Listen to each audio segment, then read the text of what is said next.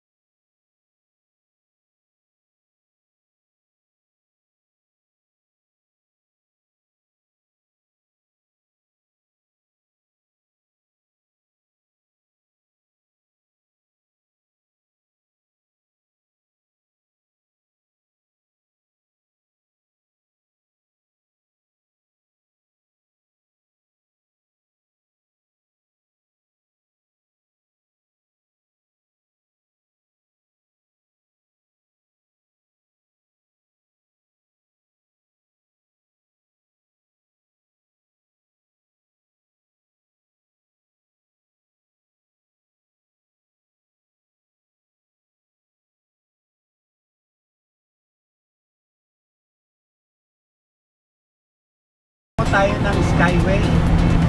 Palabas na tayo ng NAIA Express. So again, Makati area na to, Don Bosco.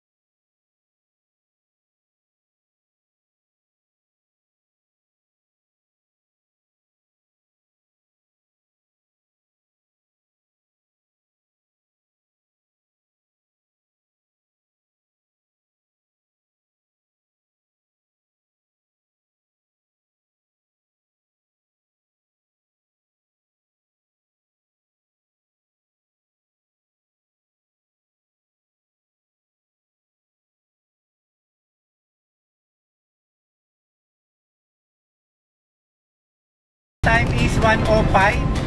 So nag-umpisa tayo ng 12:40, then 1:05 na ngayon. So from Cavitex to Quezon City, yan, lumalabas 25 minutes. Hindi pa ako nagmamadali niyan, chill lang to. So far wala naman tayo na-encounter na traffic dito sa ibabaw. From Naiya X to Skyway Stage 3. So far so good. Mabilis ang biyahe. Lalong gaganda tong Skyway na to once nabuksan na lahat yung mga entry and exit point. Noong una nga akala ko yung Skyway parang connection lang siya ng North and South Expressway. Maganda pala rito sa Skyway, in between Metro Manila, pwede kang mag-entry and mag-exit. So talagang malaking bagay ito. Malaking bagay, talagang makakaluwag para sa mababawasan ng mga nag-e-EDSA. Kasi dati kung galing ka ng South, then pupunta ka ng North, so isa sa mga pwede mong daanan dyan, EDSA ka talaga eh. Abay-bayin mo yung traffic ng EDSA eh. Pero ngayon, baka makalimutan mo na yung EDSA. Kasi yun nga, ang kagandahan niya, hindi lang pala yung SLEX ang connected, di ba? Sa napakita namin video rito, pati Naiya Expressway, which is connected naman yun sa from Cavitex sa Cavite. So connected din dito. Kaya maganda tong programa na to. Sana nga lang, huwag lang sana malaki yung presyo once na naniningin na sila. So currently wala pa akong idea kung magkano ba ang magiging charging dito. Pero may naririnig. Pero sa tingin mo magkano ang tama lang? Siguro yung dulo-dulo nung Skyway na to, yung sa stage 3, siguro pagka 150 pesos pababa, medyo okay yan. Kung 100 nga lang sana, dulo-dulo, ayos. Pero tingnan natin, abangan natin magkano ba magiging presyuhan.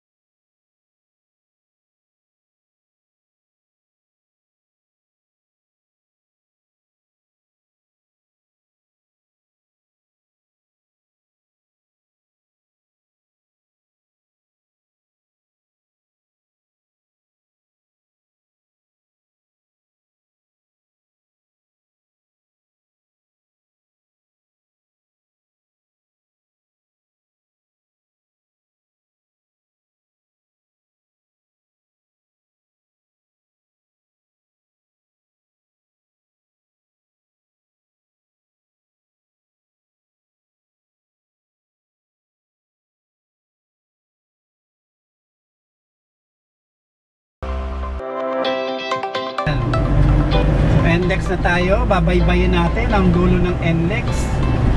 Actually, karaktong ng NLEX yung ECTEX. Yan. Medyo mahaba-haba pang lalakbayin natin dahil papunta tayong Baguio. Again, quarantine pa ngayon, bawal pa mamasyal. So hindi naman ito pamamasyal ang gagawin namin. Business trip to. So sana makapasok din kami. Sana makapasok kami ng Baguio.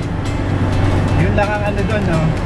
Baka mamaya nakarating kami, hindi rin kami papasukin. Anyway, delivery naman kami. At business naman to. So siguro hoping na makapasok tayo. So mamaya bibidyoan din natin yung mga may checkpoint doon. Narito naman yung aking videographer. Maganda kong videographer. Aking assistant in life.